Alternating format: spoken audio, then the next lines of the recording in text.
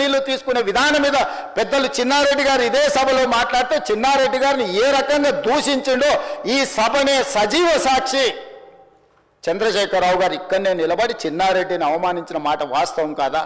కాంట్రాక్టర్ల కోసం, కమిషన్ల కోసం, లిఫ్టుల కోసం, పంపుల కోసం, మోటార్ల కోసం కక్కుర్తిపడి కాంట్రాక్టర్ ఇచ్చిన కమిషన్ల కోసం జూరాల నుంచి తీసుకోవాల్సిన నీళ్లను శ్రీశైలం బ్యాక్ వాటర్స్కు తరలించడంతో ప్రాజెక్టు వ్యయం 16,000 నుంచి 35,000 కోట్లకు పెరగడమే కాకుండా 100 కిలోమీటర్లు పారాల్సిన 175 కిలోమీటర్లు కాలువలు తవ్వాల్సి వచ్చి ఈరోజు 60,000 కోట్లకు అంచనాలు పెరిగినాయి అధ్యక్ష. 2 టీఎంసీలను 1 టీఎంసీకి తగ్గించి శ్రీశైలంకు తరలించడం వల్ల ఈరోజు ప్రాజెక్టులు కట్టిన నీళ్లు తీసుకోలేని పరిస్థితి మనకు దాపురించిన మాట వాస్తవం కాదా అధ్యక్ష? అధ్యక్ష, తుంగభద్ర కానీ, లేకపోతే సుంకేశ్లో కానీ, లేకపోతే కృష్ణానది జలాలు కానీ కర్ణాటక రాష్ట్రం నుంచి మొట్టమొదట మహబూబ్నగర్ జిల్లాలో అలంపూర్ గద్వాల ప్రాంతంలో వస్తాయి అధ్యక్ష. మొట్టమొదటి ప్రాజెక్టు జూరాల దగ్గర. తెలంగాణ రాష్ట్రంలో కర్ణాటక నుంచి వచ్చే ఏ నీళ్ళైనా మహబూబ్నగర్ జిల్లాలో ఉన్న అలంపూర్ గద్వాల దగ్గరికి మొట్టమొదట నీళ్లు వస్తే నీళ్లు వచ్చినట్టే ఒడిచిపట్టుకొని తెలంగాణ రాష్ట్రానికి పాలమూరు జిల్లాకు, రంగారెడ్డి జిల్లాకు, నల్గొండ జిల్లాకు, ఖమ్మం జిల్లాకు తరలించుకుంటే ఈనాడు పోతిరెడ్డిపాడు లేకపోతే ముచ్చుమరి మాల్యాల నుంచి రాయలసీమకు తరలించకపోయే అవకాశమే లేకపోతుండే అధ్యక్ష.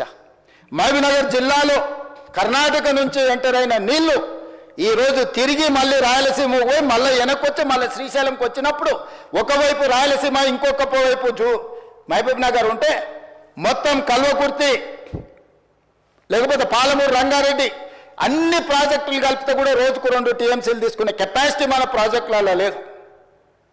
ఇవాళ ఎస్ఎల్బీసీ ఆనాడు రాజశేఖర రెడ్డి గారు ఉన్నప్పుడు ఫ్లోరైడ్ జిల్లా అయిన నల్గొండ జిల్లాకు 3,60,000 ఎకరాలకు గ్రావిటీతో నీళ్లు ఇవ్వాలని ఎస్ఎల్బీసీని ఆనాడు 2,000 కోట్లతో ప్రారంభిస్తే ఆనాడు దాదాపుగా 20 పైగా కిలోమీటర్లు ఉమ్మడి రాష్ట్రంలో టన్నెల్ తవ్వుతే నువ్వు తెలంగాణ వచ్చిన తర్వాత 4 ఏళ్లలో పూర్తి చేయాల్సిన ప్రాజెక్టును 10 ఏళ్ళైనా పూర్తి చేయక 10 కిలోమీటర్లు పక్కన పెట్టి ఈరోజు శాశ్వతంగా నల్గొండ జిల్లాను ఫ్లోరైడ్లో ముంచి అక్కడి రైతుల చావులకు కారణం నువ్వు.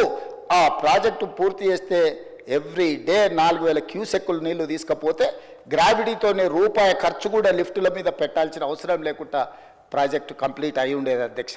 ఇవాళ జరిగిన ఎస్ఎల్బీసీ ప్రమాదానికి ఆ 8 మంది చావులకు నువ్వు కారణం కాదా?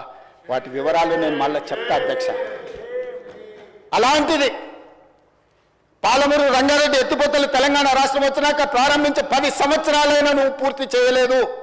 ఈనాడు చంద్రబాబు నాయుడు గారైనా, ఆంధ్రప్రదేశ్ అయినా, కేంద్రమైనా ఈ ప్రాజెక్టులను అడ్డుకుంటుంది అని అంటే ఈరోజు కృష్ణానది మీద నిర్మించిన ఉమ్మడి రాష్ట్రంలో ప్రారంభించిన కల్వకుర్తి కావచ్చు, ఉమ్మడి రాష్ట్రంలో అనుమతులు ఇచ్చిన పాలమూరు, రంగారెడ్డి ఎత్తిపోతలు కావచ్చు, ఉమ్మడి రాష్ట్రంలో అనుమతి వచ్చిన మక్తల్, నారాయణపేట, కొడంగల్ ప్రాజెక్టు కావచ్చు, భీమా కావచ్చు, నెట్టంపాడు కావచ్చు, కోల్చార్ కావచ్చు, శ్రీరామ్ సాగర్, ఇందిరాసాగర్ కావచ్చు, రాజీవ్ సాగర్ కావచ్చు, కృష్ణానది మీద పరివాహక ప్రాంతంలో నిర్మాణంలో ఉన్న ప్రాజెక్టులు 60 సంవత్సరాలు పైగా ఉమ్మడి రాష్ట్రంలో పూర్తి కాని ప్రాజెక్టులు 10 సంవత్సరాలు చంద్రశేఖరరావు గారు ముఖ్యమంత్రిగా ఉన్నప్పుడు ఈ రాష్ట్రంలో ఎందుకు పూర్తి చేయలేదు? దక్షిణ తెలంగాణ పట్ల కృష్ణానది జలాలను మా ప్రాంతానికి ఇవ్వకుండా వివక్ష చూపించి శాశ్వతంగా మా రైతాంగం జీవితాల మీద మరణ శాసనం రాసింది చంద్రశేఖరరావు కాదా అని నేను ఇక్కడ నుంచి అడుగుతున్నా అధ్యక్ష.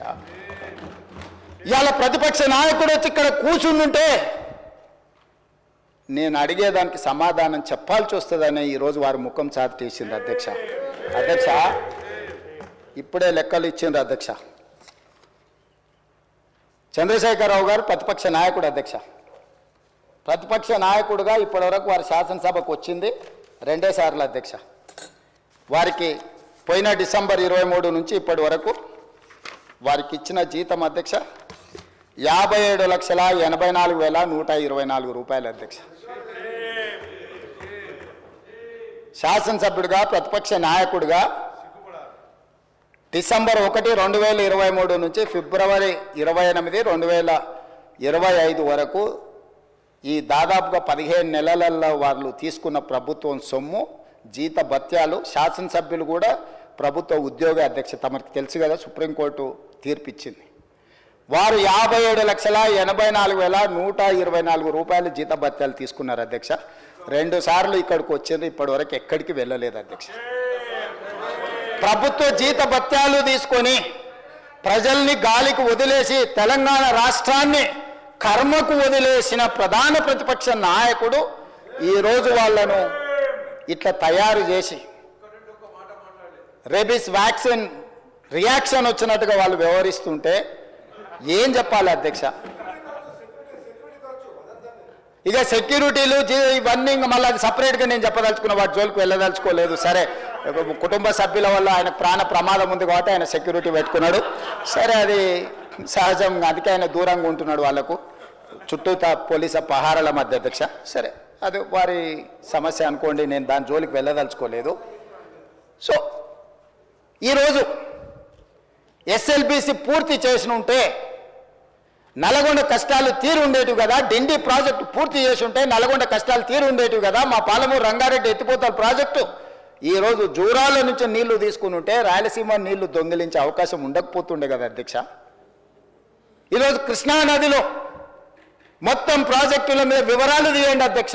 ఎవరి హయంలో ప్రారంభమైనాయి, ఎవరి హయంలో పూర్తయినాయి, ఎవరు అన్యాయం చేసిండ్రు. పెద్దలు చంద్రశేఖరరావు గారిని రమ్మని ఉండే అధ్యక్ష, తమరైన వ్యక్తిగతంగా మాట్లాడండి. వారు ఏ రోజు వస్తారో వారి సభలో ఉన్నప్పుడే కృష్ణానది జలాల మీద చర్చ పెడతాము. ఈ చర్చలో ఒకవేళ మా తప్పేదైనా ఉందని నిరూపిస్తే సభా సాక్షిగా చంద్రశేఖరరావు గారికి బీఆర్ఎస్ నాయకులకు నేను క్షమాపణ చెప్తా అధ్యక్ష. ఇది నా సవాల్ అధ్యక్ష చంద్రశేఖరరావు గారికి. సవినయంగా నేను చంద్రశేఖరరావు గారికి సవాలు విసురుతున్నా. కృష్ణా పరివాహక ప్రాంతంలో కృష్ణానది జలాలలో ఈరోజు తెలంగాణకు శాశ్వతంగా అన్యాయం జరిగింది చంద్రశేఖరరావు గారి హయాంలో, లెక్కలతో సహా నిరూపించడానికి నేను మా మంత్రి ఉత్తమ్ కుమార్ రెడ్డి గారు సిద్ధంగా ఉన్నాం అధ్యక్ష. వాళ్ళ సంతకాలు పెట్టొచ్చి వాళ్ళ అఫిడవిట్లు వేసి రాయలసీమ లిఫ్ట్ ఇరిగేషన్ ప్రారంభించి 2020లో ఆంధ్రప్రదేశ్ ముఖ్యమంత్రి జగన్మోహన్ రెడ్డి గారిని ప్రగతి భవన్కు పిలిపించి పంచపక్ష ప్రమాణాలు పెట్టి రాయలసీమ లిఫ్ట్ ఇరిగేషన్ జీవో మొత్తం రాయలసీమలో ఈరోజు పోతిరెడ్డి పాడు కావచ్చు, మాల్యాల కావచ్చు, లేకపోతే ముచ్చుమరి కావచ్చు, రాయలసీమ లిఫ్ట్ ఇరిగేషన్ కావచ్చు, ఇవన్నీ కలిసి శ్రీశైలం బ్యాక్ వాటర్స్ నుంచి పర్ డే 10 టీఎంసీ, ప్రతిరోజు 10 టీఎంసీలు 60 రోజులు మనకు వర్షాలు వచ్చినప్పుడు ఉంటే 600 టీఎంసీలు వెనుక నుంచి వెనకల్నే రాత్రికి రాత్రే తరలించకపోవడానికి ఇవాళ ప్రాజెక్టులు పూర్తయినాయి. 2014 నుంచి 2023 డిసెంబర్ వరకు చంద్రశేఖరరావు గారు ముఖ్యమంత్రిగా సాగునీటి పారుదల శాఖ మంత్రిగా ఉన్నప్పుడు తెలంగాణ రాష్ట్రానికి అన్యాయం చేసింది అధ్యక్ష. రోజుకు 10 టీఎంసీల నీళ్ళని తరలించకపోయే ప్రాజెక్టులు వాళ్ళు కొడితే చంద్రశేఖరరావు నిమ్మకు నీరెత్తినట్లుంటే నారాయణపేట నియోజకవర్గంలో గవినోళ్ళ శ్రీనివాస్ అని ఒక సామాన్యమైన రైతుతోని green tribunal, national green tribunal చెన్నైలో కేసు వేయించి ఆ ప్రాజెక్టుల మీద స్టే తీసుకొచ్చి ఈ ప్రాజెక్టులో అనుమతులు లేకుండా, పర్యావరణ అనుమతులు లేకుండా ప్రాజెక్టులు నిర్మిస్తున్నారన్న ప్రాజెక్టుల మీద స్టే ఒక పాలమూరి అతి సామాన్యమైన రైతు కుటుంబం నుంచి ఒక రైతు స్టే తెచ్చిన తర్వాత మేము గగ్గోలు పెట్టి లొల్లి పెట్టి రాళ్లతో కొడతామని పాలమూరు జిల్లా రైతులు తిరగబడ్డ తర్వాత ఆ పిటిషన్లో రాష్ట్ర ప్రభుత్వం ఇంప్లీడ్ అయింది అధ్యక్ష. ఇది ఎక్కడ చూద్దాం అధ్యక్ష? తెలంగాణ హక్కుల కోసం శాశ్వతంగా మనకు అన్యాయం జరిగే నిర్ణయాలు ఆంధ్రప్రదేశ్ తీసుకుంటే ప్రభుత్వం కొట్లాడాల్సింది పోయి ఉద్దండులైన న్యాయ కోవిదులను పెట్టి అడ్డుకోవాల్సింది పోయి వదిలేస్తే ఒక సామాన్యమైన పాలమూరు రైతు నేషనల్ గ్రీన్ ట్రిబ్యునల్లో కేసు వేసి స్టే తీసుకొస్తే పర్యావరణ అనుమతులు ఇవ్వని అప్పుడు పోయి వీళ్ళు విధిలేని పరిస్థితిలో ఇంప్లీడ్ అయినారు అధ్యక్ష. అధ్యక్ష, నేను ఒక మాట గుర్తు చేయదలుచుకున్నాను అధ్యక్ష. చాలా మాట్లాడిండ్రు, ఉండుంటే బాగుండేది, నేను అడుగుండేవాడిని. రోజా గారి ఇంటికి వెళ్ళి రొయ్యల పులుసు తిన్నది ఎవరు అధ్యక్ష? నేనా ఉత్తమ్ కుమార్ రెడ్డి గారు అధ్యక్ష? రోజా గారు ఒక్కసారి రొయ్యల పులుసు పెడితేనే తిని రాయలసీమను రతనాలసీమ చేసి వస్తాను చెప్పొచ్చిన మహానుభావుడు ఆయన. నిన్ను పుట్టినప్పటి నుంచి 71 సంవత్సరం వరకు పెంచి పోషించి నీకు బుక్కడి బువ్వ పెట్టి గుండెల్లో పెట్టి ఆదరించి భుజాల మీద మోసి తెలంగాణ రాష్ట్రానికి ముఖ్యమంత్రిని చేసి 2009లో కరీంనగర్ జిల్లా నుంచి వలస వచ్చి మహబూబ్నగర్కు బతకడానికి వచ్చి ఒక్క ఓటేయని మహాప్రభు అంటే నిన్ను ఎంపీగా గెలిపించి మా గుండెల్లో పెట్టుకొని చూసుకొని మేము పల్లకీలో మోసి పార్లమెంటుకు పంపిస్తే మా గుండెల మీద తంతవా? ఇది నీ నీతి, నీ జాతి, నువ్వు వచ్చి ఇక్కడ వచ్చి మమ్మల్ని తప్పు పడతావా? రొయ్యల పులుసు తిన్నందుకే అంత విశ్వాసం చూపిస్తావు. ఒక్కసారి రోజమ్మ పెట్టిన రొయ్యల పులుసుకి నిన్ను మోసినందుకు 2009లో నిన్ను పల్లకీలో మోసి పార్లమెంట్లో పంపించినందుకు మా పాలమూరు జిల్లాకి ఏం చేసినావు? పార్లమెంట్లో నోరు లేకపోయినా, పార్లమూరులో ఊరు లేకపోయినా నిన్ను పార్లమెంటు సభ్యుడిగా మేము ఎన్నుకొని నీకు రాజకీయ భిక్ష పెడితే మా పాలమూరు ఎండబెడతావు, మా కల్వకుర్తి ఎడారిగా మారుతుంది, మా భీమా నెట్టంపాడు కోయిల్ సాగర్ మా నారాయణపేట కోడంగల్ లిఫ్ట్ ఇరిగేషన్ని ఎక్కడికక్కడ పడవ పెడతావా? ఇదా నీ నీతి, నీ జాతి అని నేను వారిని అడగదలుచుకున్నా అధ్యక్ష. అందుకే అధ్యక్ష ఇవాళ జూరాల నుంచి నీళ్లు తీసుకొని ఉంటే శ్రీశైలం వెనుక జలాలను మనం తీసుకోవాలన్న కుట్ర కేవలం కాంట్రాక్టర్ల కమిషన్ల కక్కుర్తిపడి అమ్ముడు పోకపోయిన ఉంటే